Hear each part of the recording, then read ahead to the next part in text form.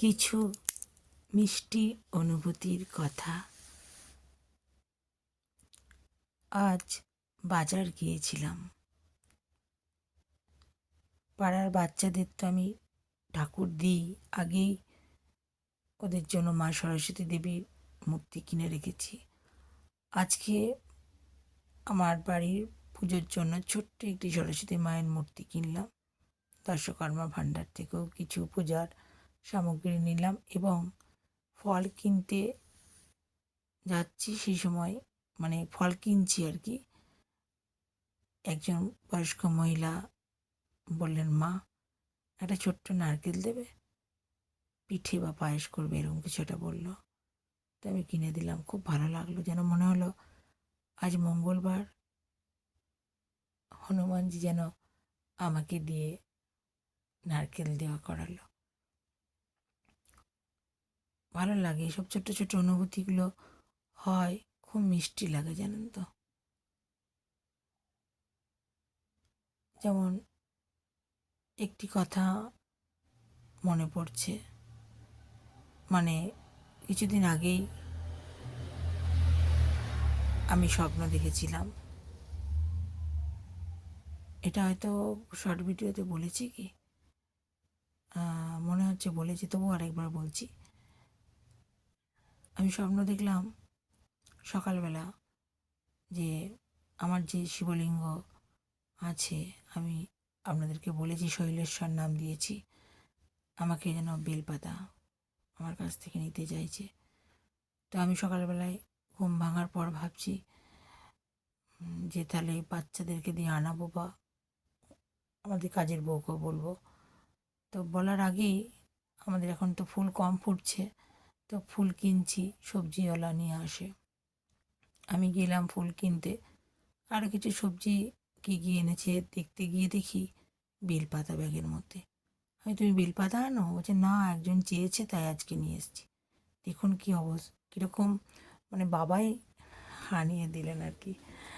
তো একটা তিনটে এরকম করে দিতে হয়, তো কয়েকটা দিল, খারাপ ছিল, কিছু কাটাকুটি ছিল, তো একটা ভালোই ছিল, সেটা দিয়েই বাবার পুজো করলাম। মোটামুটি তুলনামূলক ভালো আর কি, অন্যগুলোর তুলনায়। তো আমি সারেশ্বর মন্দিরে আবার পুজো দিয়ে এলাম, বিষ্ণুপুর থেকে কাছেই সারেশ্বর মন্দির। তো আমি এত লাইন দিতে পারি না, তো সেদিনকে আমি পুরো লাইন দিয়েই পুজো দিয়েছি। এবং আমার সামনে একটি কম বয়সী মেয়ে দাঁড়িয়েছিল।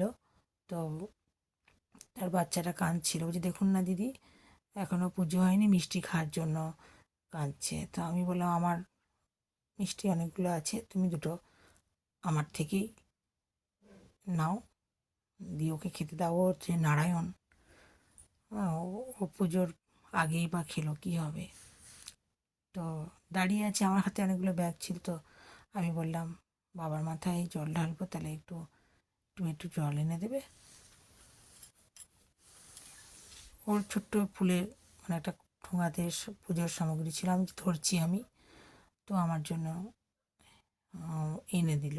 ওর হাজব্যান্ডও ছিল, তাই জন্য তাহলে আমার ব্যাগ ট্যাগ নিয়ে জল টিপতে তো অসুবিধা হবে। একজন বলল ট্যাঙ্কির জল না নিয়ে, ওখানে সব রকম ব্যবস্থাই আছে, তো টিউবওয়েলের জল নিলেই ভালো হয়। তো আমি বললাম যে একটু এনে দিলে ভালো হয়, তো আমাকে এনে দিল। তারপরে শুনলাম ওরা ব্রাহ্মণ, ওরাও পুজো আর্চা করে, এবং গল্প করছিল আর কি। তারপরে দিলাম আর কি, বাবার মাথায় জল ঢেলে পুজো করলাম।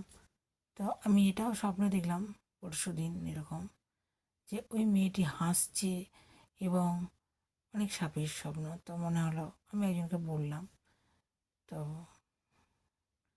বলে আবার বাবা তোর কাছ থেকে পুজো চাইছি। আমি যাবো তাহলে সময় করে একদিন। এরকম ছোটো ছোটো অনুভূতি হয় জানেন তো। আমি যে গোপাল রাধা মাধব, একই, কৃষ্ণই গোপাল আর রাধারানী, ছোট্ট যে রাধারানী সেই আমাদের বড় রায়কিশোরী। তো আমি সব রকমই দেখেছি, বাল্যবেলাটাও অনুভব করি, আবার বড়বেলাটাও অনুভব করি। বিভিন্ন সময় বিভিন্ন ধরনের লীলা, তো বিভিন্ন ধরনের অনুভূতি আমার হয়। সবসময় আমি বলি না, দিই না, কিছু কিছু আপনাদেরকে দিই, কেমন যেন একটা ভাবের মধ্যে রাখে। হ্যাঁ, অনেক কিছু আমাকে দিয়ে করিয়ে নেয়, অনেক কিছু মানে যেন আমাকে দিয়ে বলে দেয় এটা মানে করতে হবে বা কী করা উচিত। সব কিছু যেন একটা অদ্ভুত একটা জগতের মধ্যে আমাকে রেখেছে, এরকম আর কি। যেমন বড় রাধা মাধব আমার খুব সঙ্গী, আমি এ নিয়ে একটা গান লিখেছি বা সুর দিয়েছি। রাধা মাধবকে এনেছিলাম খেলার ছল, এরকম টাইপের একটা সুর করে করেছি। আর ছোট্ট গোপাল, ছোট্ট রাধারানী, এরা আমার সন্তান রূপে দেখি আমি। মানে ভাগবত কথায় আছে এটা সম্পর্ক বাঁধাতে হয়, তো রাধা মাধবের সাথে আমি তো বন্ধুর সম্পর্ক বাঁধিয়েছি। আর ছোট্ট গোপাল, ছোট্ট রাধারানী আমার সন্তানের মতোই আমি দেখি, সন্তান সম আমার, খুব প্রিয়।